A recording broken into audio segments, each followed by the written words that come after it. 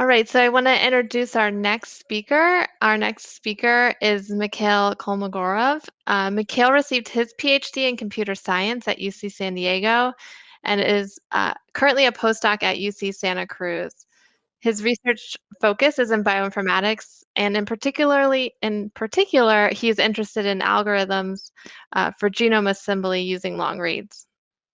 One of his recent research projects includes MetaFly for metagenome assembly, and that's one of PacBio's recommended assemblers for this application. In January, Mikhail will be opening a lab at the National Cancer Institute as a tenure track investigator with a focus on computational in cancer genomics and metagenomics. So please join me in welcoming Mikhail. Thanks a lot. Thanks a lot for the introduction, and I'm very excited to be presenting here today. Thanks a lot for having me. So, and this talk will be about analysis of complex environmental metagenomes using hi-fi reads, and this is a joint work by many people here, and I will be the one presenting today. And you might have heard Derek's talk about a related topic maybe a couple of months ago in one of the PacBio events. And my talk will be slightly different because I will be covering more algorithmic approaches that we used in this study.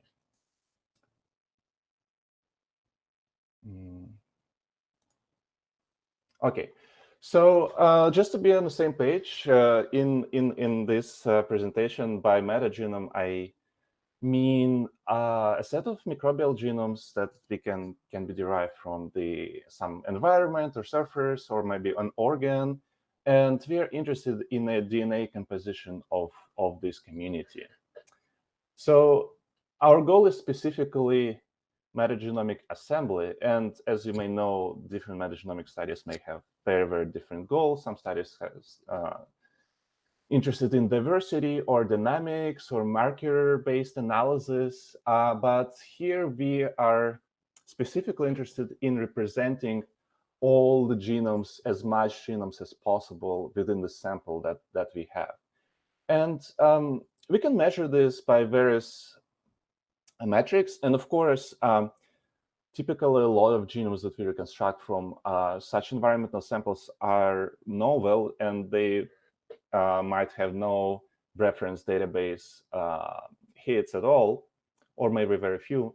But we have ways to measure the completeness. For example, we can see if the genome contains all the genes that are specific to this bacterial lineage that we expect these genomes to have.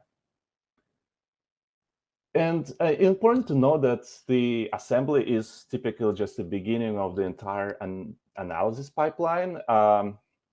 But on the other hand, it's also an important part because all the other steps depend on the quality and the completeness of the assembly. And that's why we typically pay a lot of attention to this step. So now I will give a very, very brief introduction in the genome assembly basics, because I will be using these different graph notions later in my talk. And typically, the process could be represented in a very simple schematic way like this. So we have our original genomic DNA that we can extract, and we sequence reads. And typically, all assembly algorithms build a graph representation of these reads. And this graph can be very different. Different algorithms use very different tricks and techniques. But these graphs also have some properties that are common, and which I will try to explain to you now. And then this graph is processed, and we typically call it simplification, in order to reveal the genome, the original genome that was sort of convoluted in this graph. So just to be very simple here, I will skip the read part and actually explain to you how to construct a graph from a complete genome. But in fact, the process of constructing graph from reads is not very different, and there's many similarities, and the intuition is very, very similar. So, well, since we work with metagenomes, let's say we have two genomes to get started. And these genomes have some shared parts that's shown in the same color and some unique parts here that are shown in different colors. What we can do, we can simply glue the shared parts, and this will already give us the graph that is in fact the genome graph that we're looking for. So the nodes of this graph are shown as rectangles, encode the sequence, and they encode basically the unique sequence within this set of genomes. And so the shared sequence got collapsed, and the unique sequence formed these bulges, the sequence that are unique to a particular genome. And following the same logic, we can add more and more genomes. So we can add the third genome, and we have like an extra bubble branch here, an extra bubble branch here, corresponding to this new sequence that we have added to our existing genome, existing graph. And there are some important properties to keep in mind. Every original genome corresponds to a certain path through this graph, just the way we build it. So this is genome 1, and this is our genome 2, this is our genome 3. But the opposite is not true. So not every path in this genome corresponds, not every path in this graph corresponds to a genome. And this is why once we build the graph, it is important to, apply certain techniques to find this true genomic path. And this is where a lot of assemblers spend their, basically have their unique developments. And we not only on this, when we build in the graph, we basically essentially gluing the repetitive parts. But since the genome, even a single genome, of course, has some repeats inside this genome, these repeats will also be glued together on the graph. So, of course, ideally, we only want to, for example, in metagenome, explore the relationship in between genomes. But once we have, if we start from our reads, we really do not know initially whether, two reads coming from the same genome or coming from a different genome. So we have no choice but just to glue all the repeats. And this is an example of a single bacterial genome. So it has, two repeat families shown in different colors and multiple copies within each family. And they simply collapsed on the graph, forming this entanglement. And then the final task is given a graph to reconstruct the genome, which essentially is reduced to finding this path that, as we know, embedded somewhere in the genome. And unfortunately, it's not always possible. So sometimes our genome will be incomplete. And this is because some ambiguity might remain. For example, if there's a repeat that is longer than read length, so we don't know, we cannot simply deduce the true path given the read data that we have. And in this case, the final assembly will look like this. So it's basically a graph encodes your final assembly and encodes all the ambiguities that remain. And the edges of this graph are typical output as contigs. Well, nodes, the sequence that this graph encodes is output as contigs. So this is one example of a real metagenomic assembly of a mock bacterial community. So those mock communities are, in fact, very, very simple to assemble. It includes 6 bacteria and 8 bacteria. 6 of them were assembled in full as single circle elements. And there are 2 bacteria that are sharing one unresolved repeat. So but still very nice and clean assembly. And there are 2 yeasts in this mix. And as you can see, they have more tangled connected components, meaning that there were some extra unresolved repeats, which makes these components look more difficult. Okay, so hopefully we are ready to look into more in realistic example. Given this knowledge about genome graphs and genome assembly. And now I will introduce you to this sheep microbiome sample that we have recently analyzed. So this is a sample derived from a sheep gut. And we sequenced a lot of hi-fi reads from this sample. Well, it's of course was done based on the USD done by the USDA group. In total, that was 250 gigabases of hi-fi reads, and we also have Hi-C data. This resulted into a pretty large assembly. The total size of the unique sequence was 3.4 gigabases, and it was pretty contiguous. So there was over 800 megabases in context at over 1 megabase.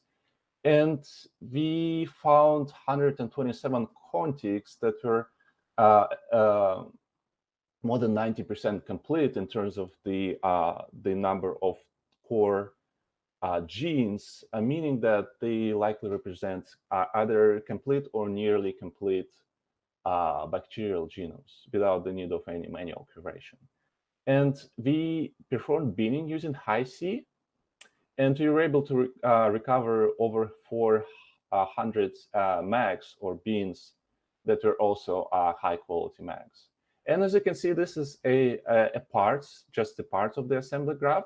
You can see a lot of circle elements corresponding to these presumably complete bacterial genomes, but there are also some parts, some substantial parts of the metagenome that sort of got convoluted. And I will come back to this component shortly. So the first question we asked is the improvement in assembly quality that we observed. Is this due to the improvement of hi-fi over CLR, or maybe this is due to higher depth of coverage, maybe algorithmic improvement? So there are many things that might have contributed. So to answer this first question, we generated a simulated set of CLR reads that sort of reflect the same read length and coverage distribution of the original data set. And to do this, we simply extracted the sub-reads of the hi-fi reads. And when we did the assembly, the number of contigs with high completion was actually almost reduced twice compared to the hi-fi assembly. And so clearly, hi-fi does a better job in terms of the assembly of complete contigs. And there are actually several reasons why.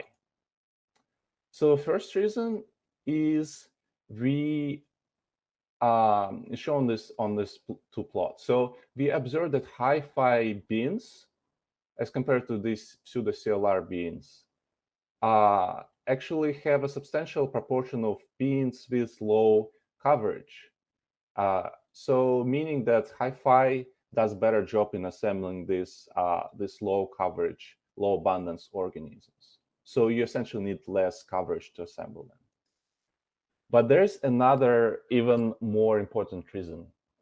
And I will start from an example here.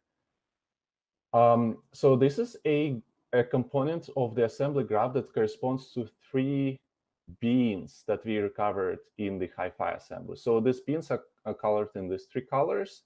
And you essentially see that the MetaFly basically assembled this graph.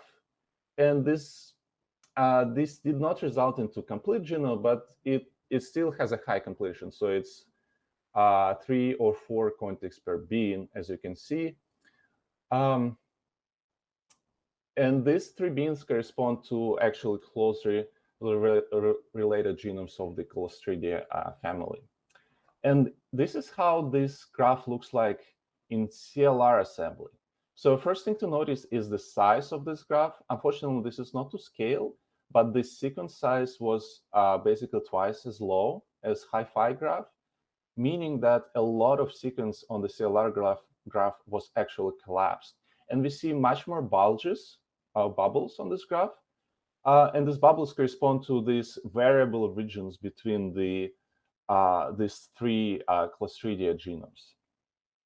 So from what we can learn from here, hi-fi assembly graphs does much better job in separating closely related genomes. And as a result, we can get a better representation of this genome in the assembly versus in CLR.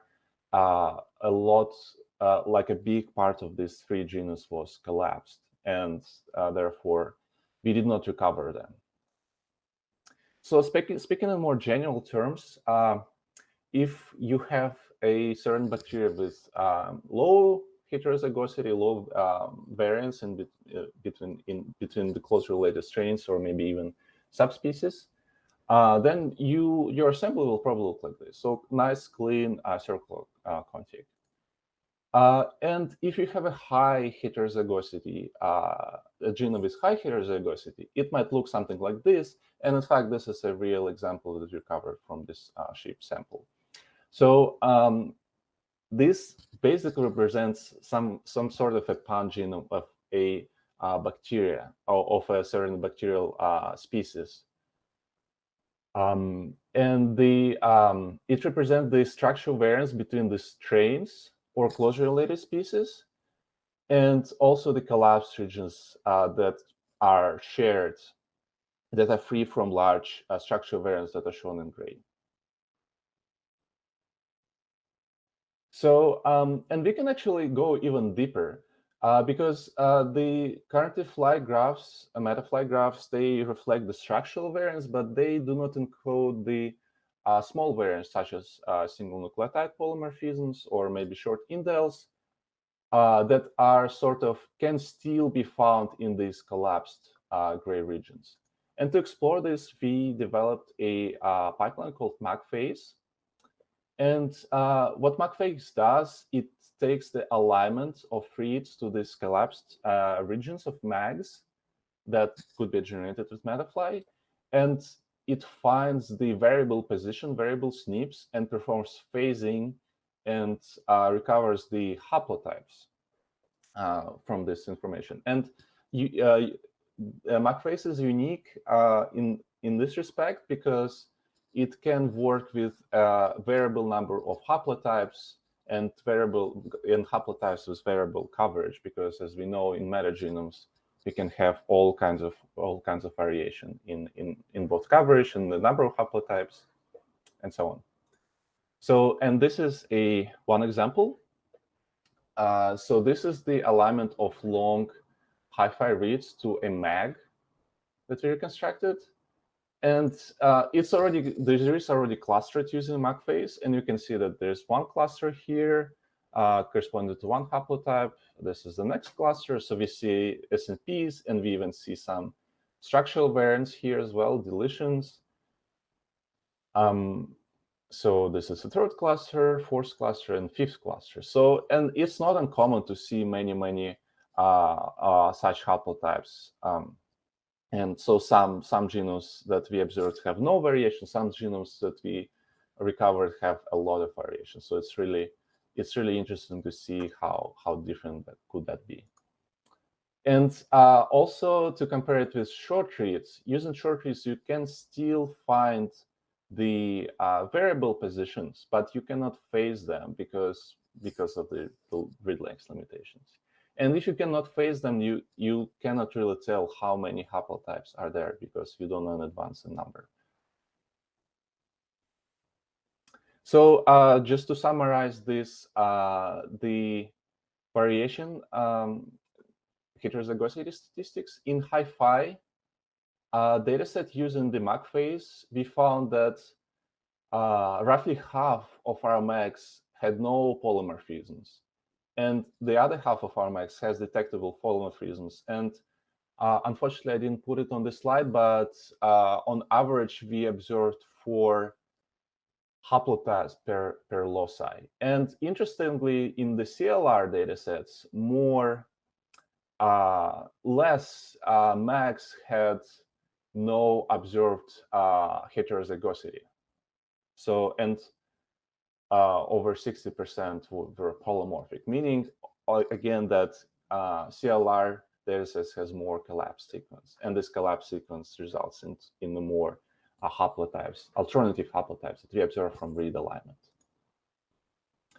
So, and finally, an interesting question is how much data did we really need, and how much data perhaps you would need for your project. And to answer this, we perform downsampling analysis So we took our original 250 gigabase of reads and downsampled them in 10 steps and performed assemblies. And as you can see, if you increase the input size, the assembly size is actually steadily increasing. So, and it did not plateau even once we reach our final assembly size, suggesting that we probably could have recovered even more novel genomes as we increase the data set size. But you also can see that the rate of gain is slowing down somewhere after maybe 100 gigabases of input. So similarly, we observed the number of high-quality mags is steadily increasing. Very, very good correlation with the assembly size increase. And the interesting thing was that number of mags with no polymorphisms was actually plateaued. Well, at least the rate of gain was slowed down substantially.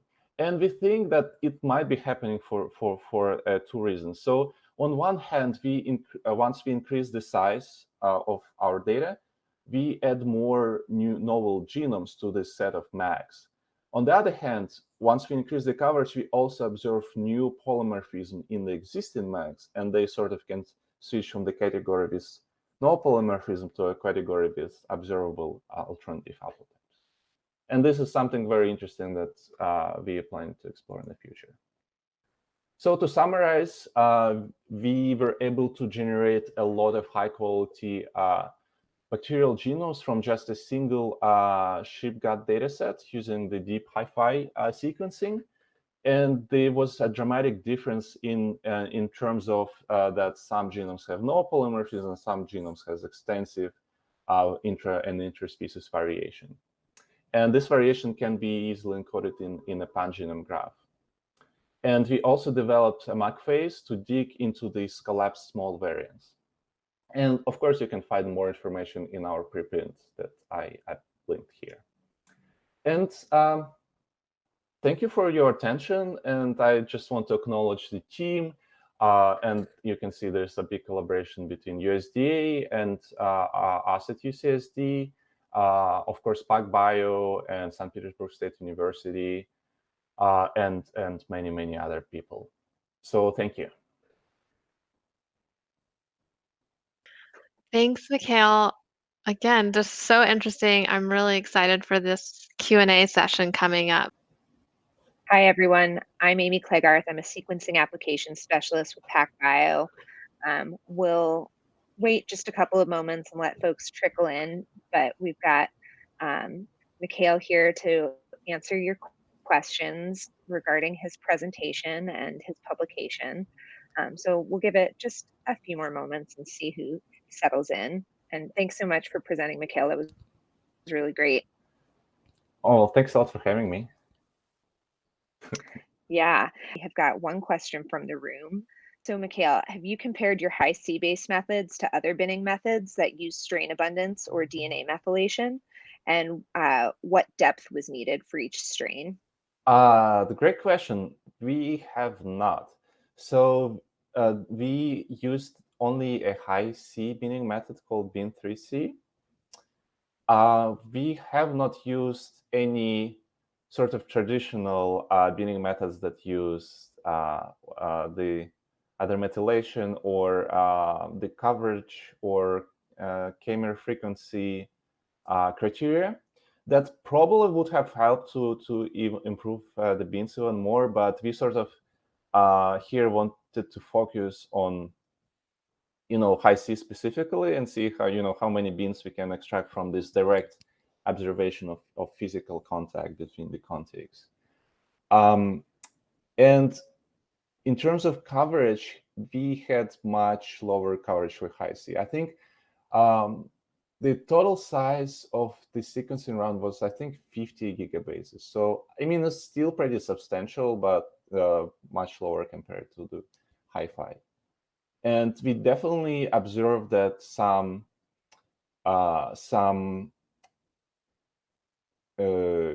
organisms, some contigs have very little Hi-C coverage, so we probably would have benefited from deeper Hi-C coverage.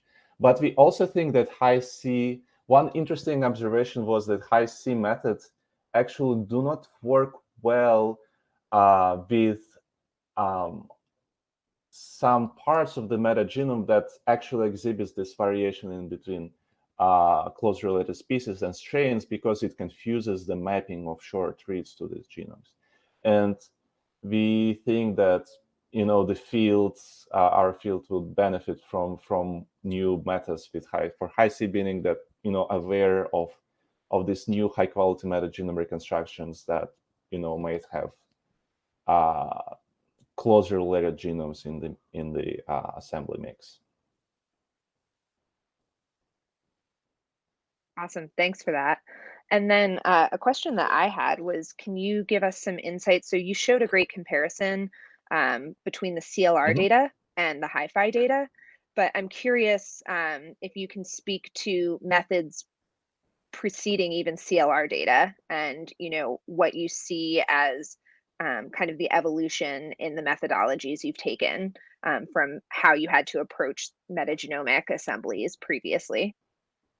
Well, in terms of if you assembling CLR data, we use Metafly for both CLR and HiFi. But there were definitely some developments in Metafly that helped, to support HiFi reads better.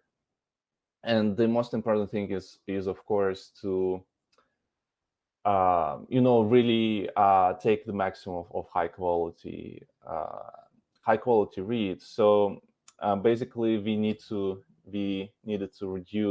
increase the sensitivity of the alignment. So sensitivity to really small differences between reads, such as just like really SNPs.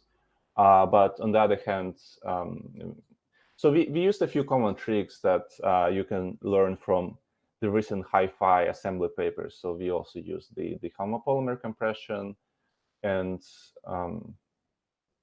we use different thresholds for HiFi and CLR. And so yes, and I think the more improvements are possible as well. So because we have some limitations in the sense that the Metafly graphs currently cannot represent small variants.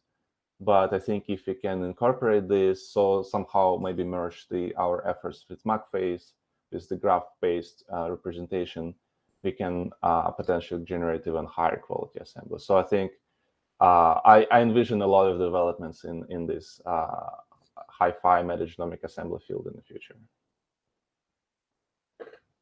Awesome, thanks for that. And another question from the chat is about a recent tool named IGDA that claims it can achieve good phasing accuracy for metagenome strains using CLR data. And they're curious if you've compared Macphase to that. No, we have not. That's a very interesting question, and I will definitely take a look on this tool. That would be very interesting to see. Can you speak a little to your upcoming projects or next steps looking forward, perhaps even with Metafly? Any avenues that you want to take for future development or support of it? Of course. Well,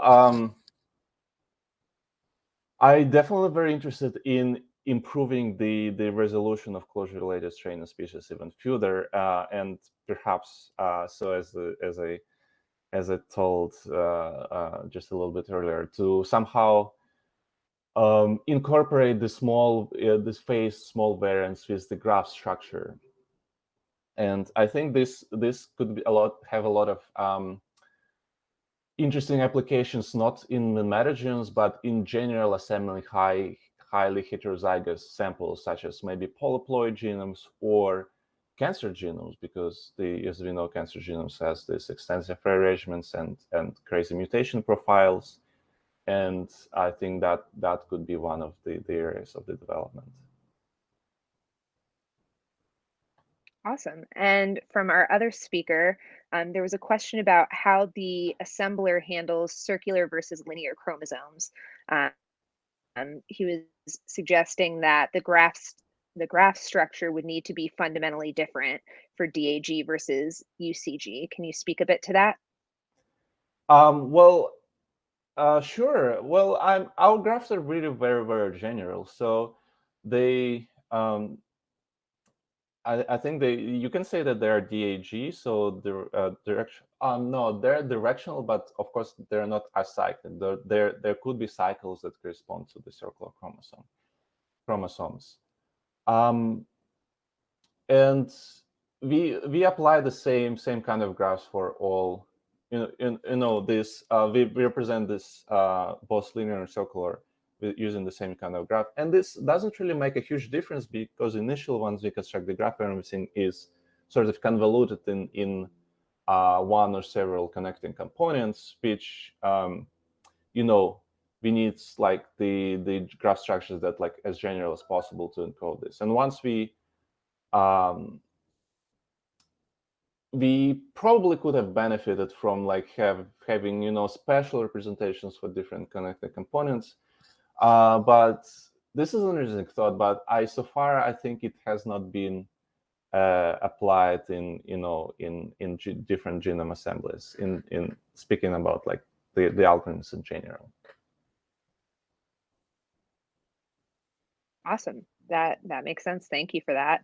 And another question, a follow-up from John, is when simulating the CLR data, are you adding errors? And if so, at what rate were you adding those errors? Of course. So we basically tried to mimic the real PacBio CLR sequencing with roughly 13% error rate. And the technically what we've done is basically each hi-fi read has been produced by taking a consensus of multiple CLR subreads, right? So what we've done, for each hi-fi read, we simply extracted one of the subreads. And this naturally gives us a roughly 13% error rate. Awesome. Thanks so much. At this point, we have covered the questions that I have in the chat, but if anybody else has additional questions, please feel free to add them into the room chat or come on live to your microphone or camera. But again, thank you so much, Mikhail. It's been very enlightening and interesting to learn more about this work that you're doing. And congratulations on your new role. That's very exciting as well. Yes, and it's just my great pleasure to be presenting. It's always very, very fun. And thanks a lot for having me. When will you transition over to the new role? January, so in a few months. Nice. Very exciting. Moving from West Coast to East Coast. Got a little time to prepare. Yes. What's the next project that you're most excited about coming up? Well, because you're moving into cancer now, so right? I'm actually excited about applying this, the things I learned about metagenome-assembly in the context of cancer, because, well, as I started talking about, we have some cancer samples that have a high heterozygosity. There are like multiple clonal cell lines that could be substantially different from each other, and this clonality is actually very important to to understand. It plays a very important role for both learning how the tumor evolves, and also it's very, very important for the treatment, because this clonality is basically one of the sources of tumor evading the treatment, evading the drugs. And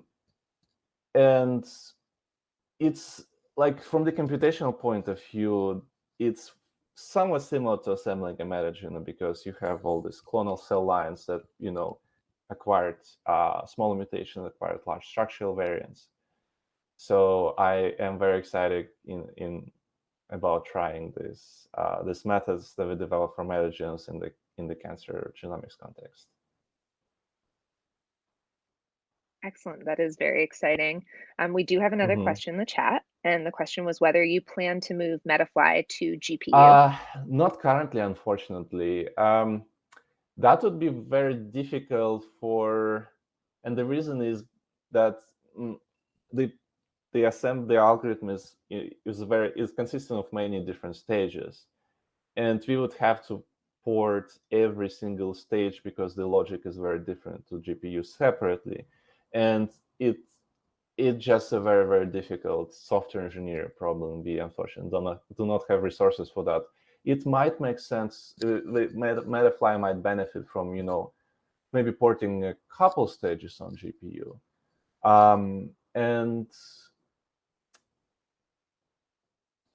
But we need to consider like what will be the benefits, because currently there's no like single bottleneck, so different stages might take different time, and also depending on different data sets. So it's really like a trade-off, how much effort we put in this versus how much overall speed gain we will receive. And so far I just think it's a lot of software engineering work. Awesome. Thanks for that. And then maybe in the meantime, Mikhail, maybe you can speak to kind of where you see the field headed generally, in terms of, trends you're seeing, or areas that you think are developing, and especially if there's a tie-in to where you see it related to kind of long-read sequencing technologies in your experience. Of course. Well, obviously we're seeing a lot of, more and more high quality genomes are coming in. And I think like one of the important remaining challenges is the assembly of diploid and polyploid genomes. And there are a few different methods. Some studies are using trio, some studies are using Hi-C, and we've been seeing a lot of improvement in algorithmic improvements recently. So this looks very, very promising, and I expect, in the next few years, a lot of high quality haplotype resolved genomes will be generated. And same thing with metagenomes. So but metagenomes are in this respect even more difficult, because instead of the two haplotypes, you might have many strains at different with different abundance. So that needs to be assembled. And like another promising direction is, of course, exploring structural variants using long reads. So either starting from assembly or mapping reads on the reference genome. And for the mapping-based approaches, I think the recent release of the first complete telomere-to-telomere human genome, CHM13, would be very helpful for the mapping-based approaches. But we do see a lot of new studies that exploring the structure variants using long reads, in particular in cancer genomes, or for the new neurodegenerative disorders, which we know the repeats such as VNTR variation, we know that contributes to these health conditions. So very, very, like, a lot of exciting stuff that could be done with long reads in the future. So and a lot of new algorithms developments that needs absolutely. to be done. Well, with that, I think the chat has wrapped up, and we thank you so much, Mikhail, and thanks to all our participants. Thank you, everybody. Thanks a lot. Take care. Bye. Bye.